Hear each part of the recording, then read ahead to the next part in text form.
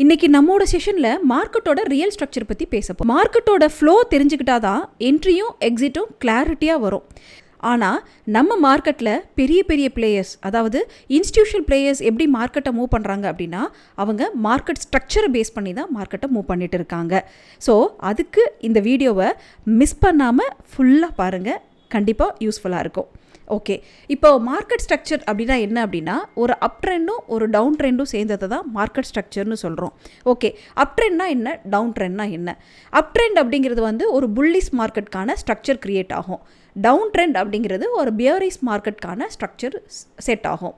Okay, இப்போது அப் trend அப்படிங்கிற போது என்ன மாதிரியான ஸ்ட்ரக்சர் செட் ஆகும் அப்படின்னு பார்த்தீங்கன்னா பாருங்கள், ஒரு ஹையர் ஹைன்னு சொல்லிட்டு மார்க்கெட் அப்படியே ஸ்டெப் பை ஸ்டெப் வச்சுட்டு போயிட்டே இருப்பாங்க.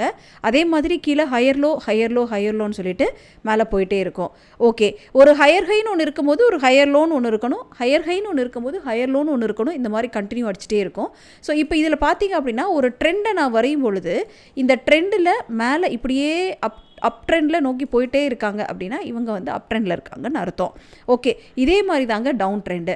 ஒரு பியரிஷ் மார்க்கெட்டுக்கான ஸ்ட்ரக்சரை தான் டவுன் ட்ரெண்ட்னு சொன்னோம். அப்போ அவங்க எப்படி இருப்பாங்க அப்படின்னா ஒரு லோயர் ஹை, அதே மாதிரி கீழே லோயர் லோ இந்த மாதிரி வச்சு போயிட்டே இருக்கிறத வந்து ஒரு பியரிஷ் மார்க்கெட்டுக்கான ஸ்ட்ரக்சராக சொல்கிறோம். ஸோ இதுக்கு இன்னொரு பேர் டவுன் ட்ரெண்ட். ஓகே, ஸோ எப்படி இது மார்க்கெட் ஸ்ட்ரக்சர் இருக்கும் அப்படின்னா ஒரு ட்ரெண்ட் லைன் வரையும் பொழுது இந்த மாதிரி கீழ் நோக்கி இருக்கும். ஓகே, ஸோ இது ட்ரெண்டு நமக்கு ஆல்வேஸ் தெரியும், ரைட்? இப்போது நிறைய பேருக்கு என்ன பிரச்சனை இருக்குது அப்படின்னா எனக்கு ட்ரெண்டெல்லாம் கண்டுபிடிக்க தெரிஞ்சிருது, இது அப் ட்ரெண்டு, இது டவுன் ட்ரெண்டு, இதெல்லாம் எனக்கு கண்டுபிடிக்க தெரிஞ்சிருது. ஆனால் என்னால் பயாஸ் கண்டுபிடிக்க தெரியல.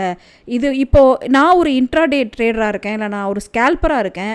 ஸோ அப் ட்ரெண்டை வச்சு இது அப் ட்ரெண்டுன்னு தெரியறதுனால இன்றைக்கி நான் போய் பை சைடில் என்ட்ரி போட்டுடலாமா அப்படின்னு கேட்டிங்கன்னா கிடையவே கிடையாதுங்க. ஒரு ட்ரெண்டு இப்படி இந்த மாதிரி அப் ட்ரெண்டில் பை பயாஸில் மேலே போயிட்டே இருக்குங்க.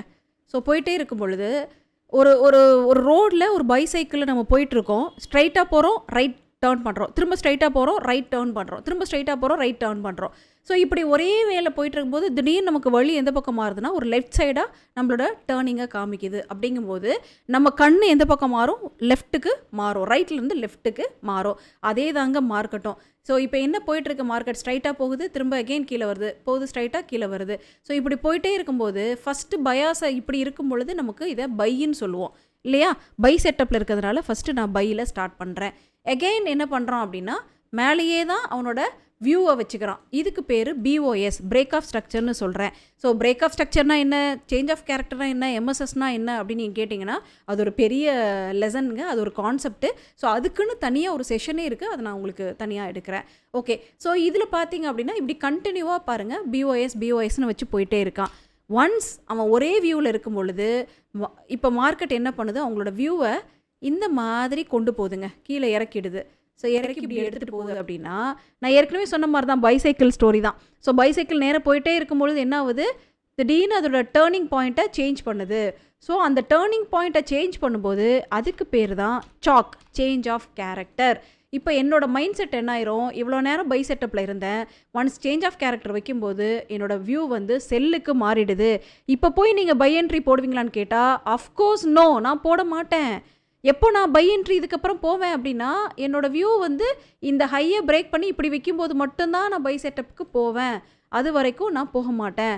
ஓகே, இப்படி மார்க்கெட் ஸ்ட்ரக்சர் கீழே போகும்போது ஸோ இதுக்கப்புறம் வியூ எப்படி இருக்கும் அப்படின்னு கேட்டிங்கன்னா எகெயின் என்ன பண்ணுவான், இப்படி போயிட்டே இருப்பான். திரும்ப இதுக்கு ப்ரீவியஸ் ஹையை பிரேக் பண்ணி இப்படி வச்சுட்டாங்கன்னா இங்கே என்ன நடக்குதுன்னு அர்த்தம், சேஞ்ச் ஆஃப் கேரக்டர் நடக்குதுன்னு அர்த்தம். இவ்வளோ நேரம் செல் செட்டப்பில் இருந்தவன் திரும்ப என்ன பண்ணுறான், ஒரு பை செட்டப்புக்கு சேஞ்ச் பண்ணுறான் அவனோட கேரக்டரை. ஸோ இப்போ போயிட்டு நீங்கள் பை செட்டப்புக்கு உங்களோட வியூ வச்சுக்கிறீங்கன்னா தாராளமாக வச்சுக்கலாம். ஸோ இதில் என்ட்ரி, எக்ஸிட், ஸ்டாப் லாஸ் இதெல்லாம் நீங்கள் பார்க்கணுன்னா இதுவும் தனியாக ஒரு கான்செப்ட். பட் இப்போ நீங்கள் என்ன அண்டர்ஸ்டாண்ட் பண்ணிக்கணும் ஃபஸ்ட் அப்படின்னா நான் வந்து என்ன பயாஸில் இருக்கணும், செல்லில் இருக்கணுமா பையில் இருக்கணுமா? ஓகே, இப்போ மார்க்கெட்டில் பாருங்கள் 9:15 மார்க்கெட் ஓப்பன் ஆகுது அப்படின்னா ஓப்பன் பண்ண ஒரு 15-30 மினிட்ஸ்க்குள்ளே நமக்கு பயாஸ் ரொம்ப ஸ்ட்ராங்காகவே சொல்லிவிடும் நான் என்ன பயாஸில் இருக்கேன் அப்படின்னு சொல்லிட்டு. ஸோ நான் ஏற்கனவே சொன்ன மாதிரி இது என்ன ஃபார்மெட்டில் இருக்குது அப்படின்னா லோயர் ஹை ஃபார்மெட்டில் வந்துட்டே இருக்காங்க செல் ட்ரெண்டுக்காக. எதை வச்சு லோயர் ஹைன்னு சொல்கிறோம் அப்படின்னா இந்த ஹையை இவங்களால தூக்க முடியல, இந்த ஹையை இவங்களால தூக்க முடியல. ஸோ இந்த மாதிரி ஃபார்மட் லோயர் ஹை வந்துட்டே இருக்கும் பொழுது நமக்கு ஸ்ட்ராங்காக தெரியும் இது செல் பயாஸில் இருக்குது அப்படின்னு சொல்லிட்டு.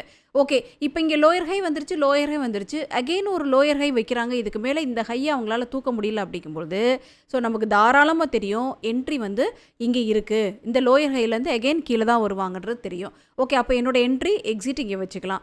ஓகே, நான் இந்த என்ட்ரியும் மிஸ் பண்ணிட்டேன் அப்படின்னா அகெயின் இந்த ஹையை தூக்காத வரைக்கும் பயாஸ் எங்கே தான் இருக்காங்க, லோவில் தான் இருக்காங்க. ஸோ ஏற்கனவே நான் சொல்லி கொடுத்த மாதிரி லோயர் ஹை ஃபார்மெட்டில் வந்துட்டே இருக்குன்னா ஒன்ஸ் இந்த ஹையை பிரேக் பண்ணாத வரைக்கும் இவங்க செல் ட்ரெண்டு தான். ஸோ ப்ரீவியஸ் ஹையை பிரேக் பண்ணாத வரைக்கும் இது செல் ட்ரெண்டை தான் போயிட்டுருக்கும். பாருங்கள், அதே ஸ்ட்ரக்சர் தான் இங்கே ஃபாலோ ஆகிட்டு இருக்குது. ஸோ எங்கேயுமே பாருங்கள் ப்ரீவியஸ் ஹையை யாராலையுமே பிரேக் பண்ண முடியல, தெரியுதா? ஸோ இதுலேயே நமக்கு புரிஞ்சிருச்சு இது வந்து செல் பயாஸில் இருக்கிறாங்கன்னு. இங்கே நமக்கு எங்கே வேணாலும் என்ட்ரி எடுக்கலாம். ஸோ இந்த என்ட்ரி எக்ஸிட்டுங்கிறது அதுக்கு தனியாக ஒரு சாப்டரே இருக்குது.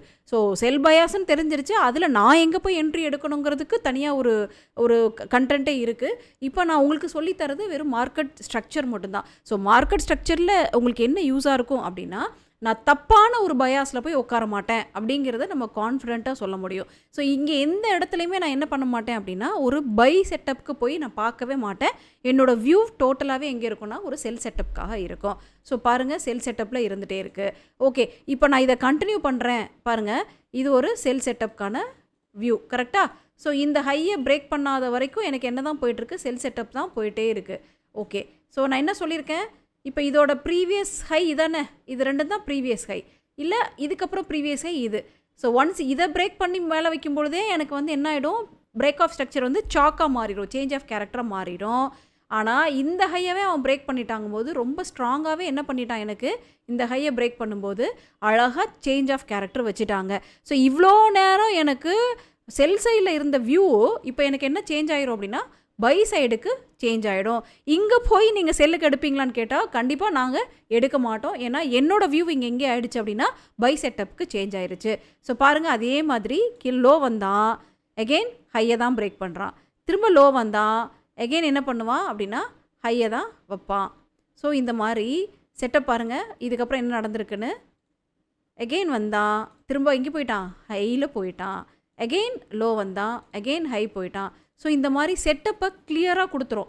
இப்போ எங்கே நமக்கு செல் செட்டப்புக்கு அதுக்கப்புறம் நான் சொன்னேன், இதுக்கான ப்ரீவியஸ் லோவை யார் பிரேக் பண்ணி வைக்கிறாங்களோ அங்கே ஆட்டோமேட்டிக்காக உங்களோட வியூ எங்கே ஏறணும், ஆப்போசிட் டிரெக்ஷனுக்கு மாறிடணும். இவ்வளோ நேரம் பையில் இருந்தேன், இந்த மாதிரி இந்த லோவை வரைஞ்சி காமிக்கிறேன் பாருங்கள். இந்த லோவை பிரேக் பண்ணதுக்கப்புறம் என்னோடய வியூ என்ன ஆகிடுச்சுன்னா செல்லுக்கு லைட்டாக அப்படியே சேஞ்ச் ஆகிடுச்சு. ஓகே, இப்போ போய் நீங்கள் பை செட்டப்பில் இருக்கீங்களான்னு கேட்டால் டெஃபினட்டாக நோ, நான் வந்து பை செட்டப்பில் இருக்க மாட்டேன். ஸோ அதே மாதிரி அவங்க கொஞ்ச நேரம் என்ன பண்ணியிருக்காங்க, மேலே போயிட்டு செல் செட்டப்பில் தான் இருந்திருக்காங்க. புரிஞ்சிருச்சா எப்படி சொல்கிறேன்னு? மறுபடியும் செல் செட்டப்பில் தான் இருந்திருக்காங்க. இப்போ என்னோடய வியூ எப்போ மாறும், எப்போ இந்த ஹையை பிரேக் பண்ணி மேலே வைக்கிறாங்களோ ஆட்டோமேட்டிக்காக என்னோடய வியூ எங்கே ஆகிடும், செல் பை செட்டப்புக்கு மாறிடுச்சு. ஸோ இதுக்கு மேலே பிரேக் வச்சுட்டாங்க. இப்போ நான் செல்லுக்கு யோசிப்பேனான்னு கேட்டால் மாட்டேன். ஸோ மறுபடியும் பாருங்கள், ஹையர் ஹை வச்சுட்டு போயிட்டே இருக்குது. ஸோ இப்படி தான் மார்க்கெட்டை நம்ம பார்க்கணும். நம்ம மார்க்கெட்டை பார்க்குற வியூ நமக்கு கரெக்டாக இருக்குது அப்படின்னா நம்ம பயாஸில் ரொம்ப ஸ்ட்ராங்காக இருப்போம். ஸோ ஸ்ட்ரக்சர் ஸ்ட்ராங்காக இருக்குது அப்படின்னா டெய்லியுமே சூப்பர்பான க்ரீனில் தான் நம்மளோட ட்ரேட் செட்டப் முடியும். ஸோ இந்த செட்டப்பை ரொம்ப கிளியராக போய் பேக் டெஸ்ட் பண்ணி பாருங்கள். மார்க்கெட் ஸ்ட்ரக்சரை ரொம்ப கிளியராக படிங்க. கிளியராக இருந்தால் மட்டும்தான் நீங்கள் மற்ற எந்த ஸ்ட்ராட்டஜியுமே அதுக்கப்புறம் தான், ஃபஸ்ட்டு மார்க்கெட் ஸ்ட்ரக்சர் தான். ஸோ அதில் கிளியராக இருக்கும் பட்சத்தில் நீங்கள் எப்போவுமே ஃபெயிலியரை பார்க்க மாட்டீங்க, ஒன்லி உங்களோட டார்கெட்டை நோக்கி தான் போயிட்டே இருப்பீங்க. ஸோ இதை பற்றி இன்னும் உங்களுக்கு கிளாரிட்டி வேணும்னா நீங்கள் தாராளமாக கமெண்ட்டில் சொல்லுங்கள். இல்லை இன்னும் எனக்கு வந்து மோர் கிளாரிஃபிகேஷன்ஸ் வேணும் அப்படின்னா நீங்கள் தாராளமாக என்னை காண்டாக்ட் பண்ணலாம். தேங்க்யூ.